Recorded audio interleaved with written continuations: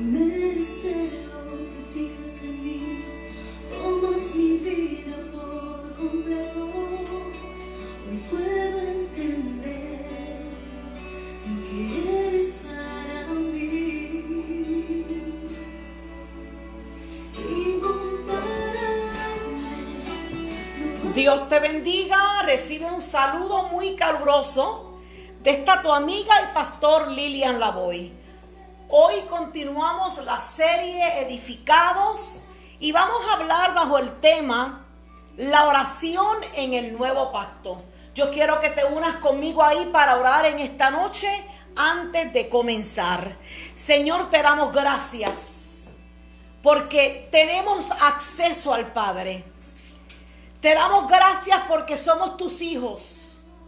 Como hijos, Señor, somos herederos y coherederos. Señor, gracias por la oportunidad de conocerte, de servirte, de amarte, de honrarte. Señor, mira este tema que vamos a hablar hoy. Sé tú hablando a nuestra vida y sé nuestro corazón ese terreno fértil para no solamente escuchar la palabra, sino ser hacedores de la misma. Un saludo nuevamente, te saludo, le doy la bienvenida a cada uno de los hermanos que se conectan, ya sea hoy en vivo o ya sea en las próximas semanas.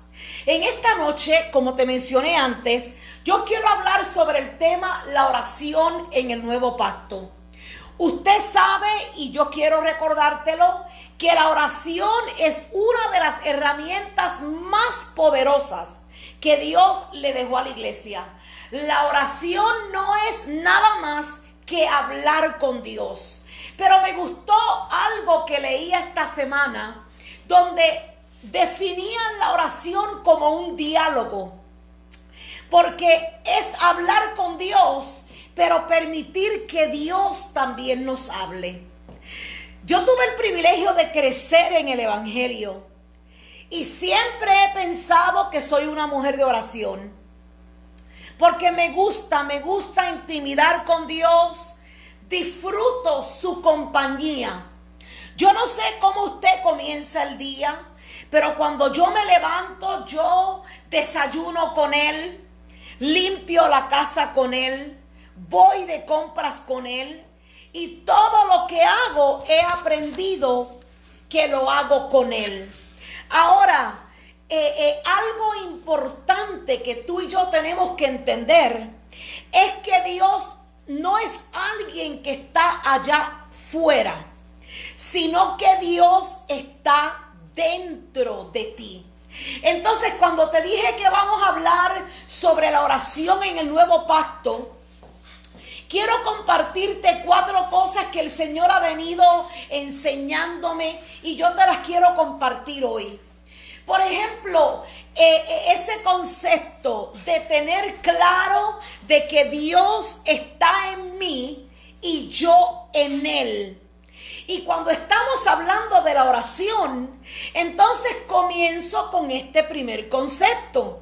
Nosotros por muchos años, con la mejor intención, hemos orado cuando estamos en la congregación, cuando estamos en la casa.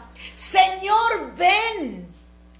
Señor, visítanos esta noche. Inclusive le decimos al Espíritu Santo, ven y muévete. Y vuelvo y digo, lo hemos dicho con la mejor intención, pero ya Él está. Ya no hay que invitarlo, porque Él vive en ti, Él vive en mí. Entonces la oración podría ser una acción de dar gracias porque Él mora en nosotros. Te voy a dar unas cuantas citas para que me entiendas. Porque esto es maravilloso. Entender esto te va a llevar a otro nivel. Entender esto te va a hacer diferente. Porque hay gente que dice y hace y va. Y tantas cosas que si tuvieran la seguridad de que Dios está en ellos, lo más seguro es que no dirían esto. Pero mire, mis hermanos, segunda de Timoteo 1:14 dice que el Espíritu Santo habita en nosotros. Efesios 2:22 dice, somos morada de Dios. Efesios 3:17 dice que Él mora en nuestros corazones. Dios mío, me encanta como lo pone Hebreos, porque Hebreos 3:6 dice que somos casa de Dios. Y Juan 14:23 dice, y da una promesa, que el que ama, resultado, guarda la palabra, resultado vendremos, resultado haremos morada en él. Entonces, ¿por qué es que cuando estamos orando lo invitamos? Es un concepto que se nos enseñó, pero cuando lo miras a través de la palabra te das de cuenta que hemos estado orando mal. Ahora, me encanta lo que dice 2 de Timoteo 1:6-9. Y esto es poderoso. Porque el texto dice, aviva el fuego que está en ti. Entonces tenemos que entender que Dios mora en nosotros, el Espíritu Santo mora dentro de nosotros. Pero mire, mis hermanos, no simplemente están aquí por estar, no, la Biblia dice que avives lo que ya está en ti, porque ahí dentro de ti se te dio un espíritu, no de cobardía, sino de poder, de amor y de dominio propio. Entonces, cuando yo sé que Dios habita en mí, yo tengo que tener la certeza de que yo soy alguien especial, alguien que tiene poder, alguien que tiene amor y alguien que tiene dominio propio. Por eso yo no puedo entender los cristianos que alegan que no han podido dejar ciertas cosas porque soy débil. Mentira. Lo que pasa es que piensas que Dios está allá afuera. Pero si te das de cuenta que Él está dentro de ti, tú tienes autoridad y tienes dominio propio. Concepto número 2. La Biblia, maravillosa palabra de Dios, nos dice que presentemos nuestras peticiones a Él con oración y con ruego. Perfecto. Usted puede orar y presentar peticiones, pero me temo que nosotros, sin darnos de cuenta, hemos centrado nuestra oración en todo lo terrenal y se nos ha olvidado lo eterno. Inclusive hemos estado orando por cosas que Dios ha dicho que si tú me buscas a mí primero, si buscas el reino de Dios primero, en Mateo 6:33, todo lo demás será añadido. Quiere decir que entonces mi oración no debería de ser enfocada en la casa, en el carro, en el trabajo, en el dinero, en esto y en aquello. Mi oración en el nuevo pacto debería ser: Señor, yo quiero buscar el reino de Dios primero. ¿Y qué es el reino de Dios? El reino de Dios no es nada más que entender que Dios tiene dominio sobre todo.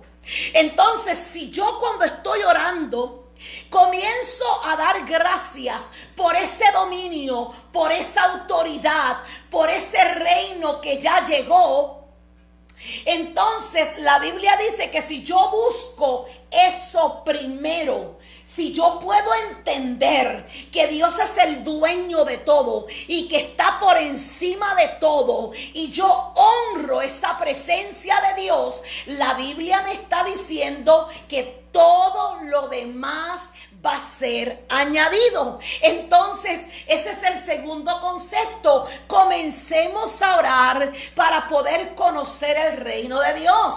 Comencemos a orar para obedecer las leyes del reino de Dios, etcétera. Pero hay un tercer concepto, y este es algo que, Dios mío, que es increíble. Pero yo conozco gente que pecan, mis hermanos, y pecaron días atrás, semanas atrás, meses atrás, años atrás, y todavía hoy siguen pidiendo perdón por el pecado que hace rato que ya Dios perdonó. Ahora yo te pregunto, ¿quién es el acusador de nuestras almas? Porque a mí me dice Apocalipsis 12:10 que el acusador de nuestras almas se llama Satanás. Entonces hay gente que en el evangelio hoy se sienten acusados, se sienten que no han sido perdonados, aún se sienten esclavos de los errores del pasado. Y mis hermanos, es curioso porque le preguntas al hermano, ¿se va a bautizar?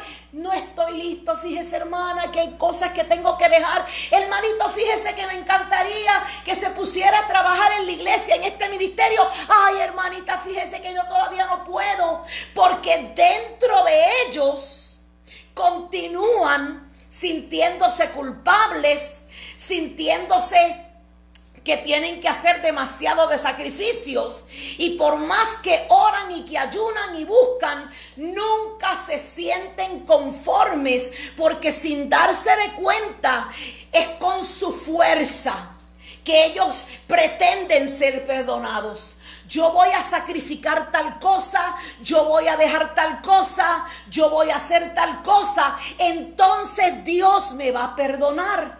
Entonces, mis hermanos, nosotros tenemos que entender que cuando nos sentimos así, nos hemos quedado en el viejo pacto de la ley, donde me creo que tengo que hacer cosas. Mis hermanos, el pacto de hoy es de la gracia, y hoy yo no tengo que hacer nada excepto recibir, entender que es un regalo inmerecido, y entonces en gratitud a eso yo le voy a servir y le voy a agradar. Pero mire, mis hermanos, para que me crea, Primera de Juan 2:12 dice: hijos, ¿sabías que eres hijo de Dios? Le comentaba a mi esposo que en algún momento tengo que dar un estudio sobre la seguridad de nuestra salvación, porque es increíble cómo hay gente dentro de la iglesia que no está seguro si es salvo. No sé en la mente de ellos qué es lo que les falta hacer. Pero Primera de Juan 2:12 dice: hijos, es el primer concepto. Hijos, tú eres hijo. Vuestros pecados han sido perdonados en su nombre. Tú tienes que entender que es en el nombre de Jesús que tú y yo hemos sido perdonados, no por nada que yo haga. Colosenses 2:3 dice: os dio vida con Él, nos dio vida con Él, escúcheme bien, nos dio vida con Él, habiéndonos perdonado todos los delitos.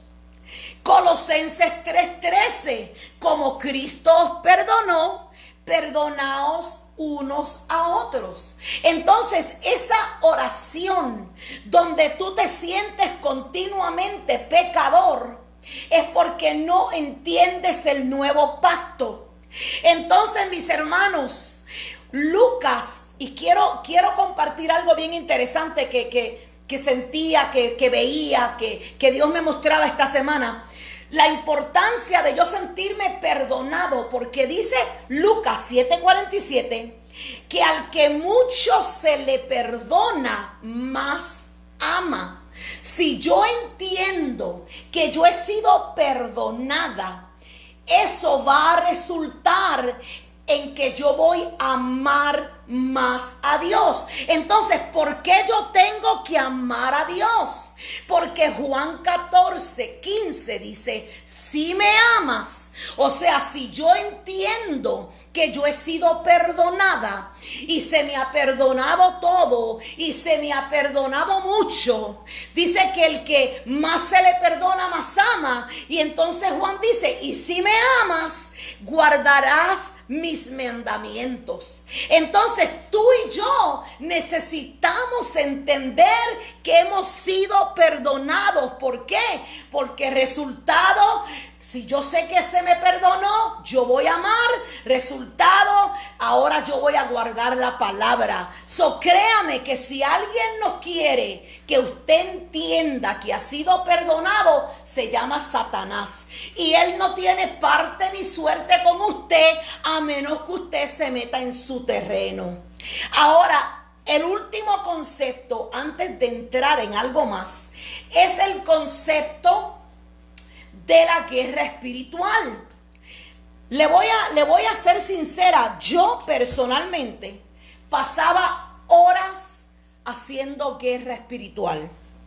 Yo ungía las paredes, yo me salía de dentro de la casa y ungía ventanas, ungía puertas. Y yo me sentía, atrévete Satanás a aparecerte, porque yo me sentía, empoderada, peleando con Satanás. Y muchas veces hay cristianos hoy en Cristo con temor, porque pastora, usted no sabe que fulano me hizo un hechizo. Entonces entendí en este nuevo pacto, en el pacto de la gracia, que mi función no es estar peleando con el diablo, sino que mi función es lo que dice Santiago 4:7, someteos a Dios, resistir al diablo y el diablo solito se va. Entonces la oración podría ser, Señor, aquí estoy, yo quiero obedecerte. Señor, aquí estoy. Gracias porque en mi obediencia yo tengo victoria. Gracias porque en obediencia, Señor, y en tu misericordia tú me has dado victoria sobre el pecado, sobre Satanás. Entonces, mis hermanos, en esta noche solo te compartí 4 conceptos que el Señor me ha estado mostrando a mí, que hemos hecho por muchos años. Y lo hemos hecho con la mejor intención, pero que hay algo mejor. Yo quiero que miremos por un momento dado las oraciones del nuevo pacto. Yo quiero que si tienes una Biblia ahí contigo, yo quiero que busques Efesios 1:17. Porque mis hermanos, en todos los años del evangelio que yo tengo, nunca he escuchado en sí una oración así. Al contrario, todo es ven, muévete, entra. Porque hemos tenido el gran error de pensar que esto es algo externo y es todo interno. Pero mire qué bonita la oración de Pablo. Y yo quiero compartir contigo 3 diferentes oraciones. Porque yo declaro en el nombre de Jesús que la revelación de la palabra de Dios va a caer en nuestro corazón y nosotros vamos a cambiar y vamos a aprender a descansar en Dios. Yo pienso que a veces no disfrutamos del evangelio porque nuestra agenda está llena de lo que tengo que hacer, de lo que debo de hacer, cómo lo debo de hacer, cuando que Dios lo hizo todo y tú y yo lo que tenemos ahora es que descansar en el Señor. Mira lo que dice Efesios 1:17. Dice, yo pido que nuestro Señor Jesucristo, el Padre glorioso, les dé el espíritu de sabiduría y de revelación para que lo conozcan mejor. ¿Cuándo fue la última vez que tú oraste por ti, por tu familia, por la iglesia y simplemente le dijimos al Señor, Señor, queremos conocerte mejor? Eso es lo primero. Queremos conocerte mejor. ¿Sabes por qué? Porque si yo conozco a Dios y yo entiendo que Él es mi Padre, y la Biblia dice, si ustedes saben dar cosas buenas a vuestros hijos, cuánto más vuestro Padre Celestial. Hay urgencia de conocer a Dios mejor. Pero luego me encanta porque el texto sigue diciendo, la oración dice, yo oro para que sepan a qué esperanza Él los llamó. ¿Cuál es nuestra esperanza? Nuestra esperanza es Cristo. Nuestra esperanza es saber que el que se fue a preparar una morada para que donde Él esté, nosotros también estemos. En algún momento lo vamos a ver cara a cara y vamos a estar eternamente con Él. Yo oro para que sepan cuál es la riqueza de su gloria, que es nuestra herencia. Nosotros tenemos una herencia y es su gloria. Pero también dice para que sepan cuán incomparable es la grandeza de su poder a favor de los que le creen. Entonces, mis hermanos, la oración en el nuevo pacto no es estar orando por el carro, por la casa, por las finanzas, no es estar peleando con Satanás, no es seguir pensando que tienes que sacrificarse para ser perdonado. Ahora la oración en el nuevo pacto es: Señor, yo quiero conocerte mejor. Señor, yo quiero que mis ojos sean iluminados. Quítame esta ceguera espiritual para yo poder saber la esperanza que tú me diste, para yo poder saber cuál es la riqueza gloriosa que me diste, para yo poder saber la grandeza de tu poder a favor de los que creemos. Entonces, esto es importantísimo, comenzar a orar. Si nos vamos a Efesios 3, en el versículo 14, wow, miren mis hermanos, la oración de Efesios. Le pido por medio del Espíritu y con el poder que procede de su gloriosa riqueza, que los fortalezca a ustedes en lo íntimo de su ser. Mis hermanos, es tiempo de levantar clamor para que Dios fortalezca, en lo más dentro de nuestros corazones, nuestras vidas. Pero miren, mis hermanos, para que por fe Cristo habite en sus corazones. Yo necesito fortaleza para yo tener fe en mi corazón, para yo entender y saber que no importa lo que está pasando, Dios sigue en control. Pero Él dice: yo oro para que ustedes puedan comprender junto con todos los santos, o sea, junto con todos los hijos de Dios alrededor del mundo, cuán ancho y largo, alto y profundo es el amor de Dios. Oh Dios mío, qué precioso entender esto. Orar para que la iglesia alrededor de todo el mundo, aún esos cristianos que están dando su vida por el evangelio, aún esos cristianos que tienen que esconderse en cuevas para congregarse, aún nosotros en los Estados Unidos, para que podamos entender, mis hermanos, comprender lo ancho, lo largo, lo alto y profundo que es el amor de Cristo. Porque entonces dice, para que conozcan ese amor que sobrepasa nuestro entendimiento, para que entonces seamos llenos de la plenitud de Dios. O sea, yo no me puedo quedar igual. La plenitud de Cristo habita en mí, pero no puede dar fruto, no se puede mover, no la puedo compartir porque me falta comprender el amor de Dios. Cuando yo no comprendo el amor de Dios, yo me siento incompleta, yo me siento insuficiente, yo me siento esclava, yo me siento mal. Siento que no he hecho lo suficiente para merecer el amor de Dios. Y por eso es que la oración del nuevo pacto es diferente, porque ahora no clamamos por lo terrenal, sino que clamamos por las cosas eternas, clamamos por el conocimiento de Él, para poder entender esa esperanza, para entender su amor, para entender que Él está en control. Pero mis hermanos, si te vas al libro de Colosenses, capítulo 1 y versículo 9, Hay otra oración gloriosa que te quiero dejar con ella.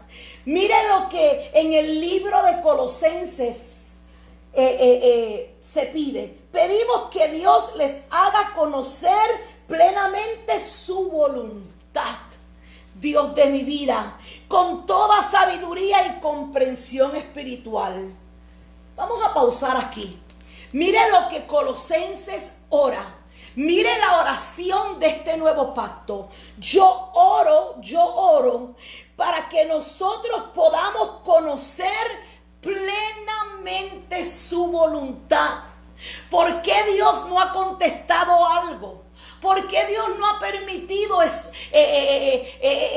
algo que tú quieres? ¿Por qué Dios no te lo da? Y hay gente que dice, oh, es que a mí Dios nunca me contesta. Yo creo que a mí Dios no me oye. Yo no sé por qué Dios con aquel hace todo y conmigo no hace nada. Por eso Colosenses dice, yo pido para que ustedes puedan conocer plenamente su voluntad. Pero miren, mis hermanos, ¿por qué es que tenemos que conocer su voluntad? Para que vivan de manera digna del Señor, agradándole en todo. O sea que cuando yo entiendo la voluntad de Dios, ahora no se trata de que, Señor, ¿por qué no me has dado? ¿Por qué no me has contestado? ¿Por qué permitiste? ¿Por qué hiciste? ¿Por qué no hiciste? Ahora esa actitud va desapareciendo, porque ahora tengo la convicción y el conocimiento espiritual para entender su voluntad a fin de agradarle a Él. Entonces dice, esto implica dar fruto en toda buena obra, crecer en el conocimiento de Dios y ser fortalecidos en todo sentido con su glorioso poder. Así perseverarán con paciencia en toda situación.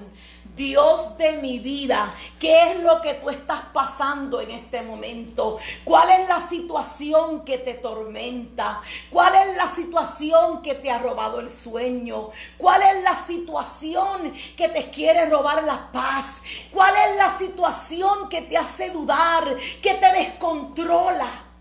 Bueno, pues para eso necesitamos orar para conocer plenamente su voluntad, para poder vivir de una manera digna del Señor. O sea, si yo digo que soy cristiana, hay una forma de comportarme digna del Señor, digna de que otros miren y quieran imitarla. Eso es lo que está diciendo el texto. Pero para eso yo tengo que entender la voluntad de Dios. Porque si yo no entiendo la voluntad de Dios, voy a ser un cristiano insatisfecho. No voy a estar tranquilo, voy a estar cuestionando, dudando. Voy a estar como las olas del mar que van y vienen. Entonces, mis hermanos, ¿qué es lo que te estoy diciendo en esta noche? Aprende a vivir descansando en Él. Descansa en Él. Descansa en Él. No tengo palabras suficientes para reforzar la urgencia de que descansemos en el Señor. Hay diferentes profecías, diferentes cosas moviéndose, donde supuestamente en noviembre viene un momento difícil. Están diciendo guarden comida, guarden agua y qué sé yo ni qué sé cuánto. Tranquilo, tranquilo, el Señor no va a permitir nada. El Señor no va a permitir nada que ponga en juego nuestra salvación. Nuestra salvación está segura en Él.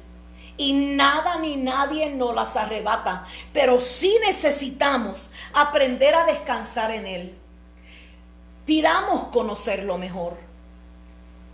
Pidamos conocer la gracia. Si no conocemos la gracia, vamos a vivir con una mentalidad de esclavo, pidiendo lo que ya tenemos, sintiéndonos condenados y todos los días pidiendo perdón por lo mismo. y peor, sintiéndonos que aun cuando hago algo no es suficiente. Yo te quiero dejar con este texto hermoso del Salmo 37:4 que dice: deleítate en el Señor. Deleítate en el Señor y Él concederá los deseos de tu corazón. Cuando miras la definición de deleitarte, está hablando de que ahora el deleitarse genera una satisfacción de gozo, de agrado, de dicha, de sentirme completo. Así es que, mis hermanos, ya no gaste fuerzas peleando con el diablo. Eso ya Dios lo venció en la cruz del Calvario. No le permitas al enemigo acusarte. Ya tú has sido perdonado. No te enfoques en estar pidiendo lo que ya son añadiduras. Ese es mi consejo en esta noche. Y más importante, no lo estés invitando cuando que Él habita en ti. Por lo tanto, reconócelo en todos tus caminos. Quiero orar por ti para que esta oración del nuevo pacto se grabe en tu corazón y comencemos a pedir lo importante. Padre, en esta hora yo oro con los hermanos y yo te pido conocerte mejor. Yo te pido, Señor, que ilumines nuestros ojos para conocer la esperanza que se nos dio. Yo te pido, Señor, que tú nos fortalezcas en lo más íntimo de nuestro ser y que podamos comprender tu amor. Señor, y sobre todo, que podamos entender y conocer plenamente tu voluntad para vivir de una manera digna del Señor. En esta noche, que la paz de Dios reine en tu corazón. Recuerda que en mí tienes una amiga. Sé bendecido.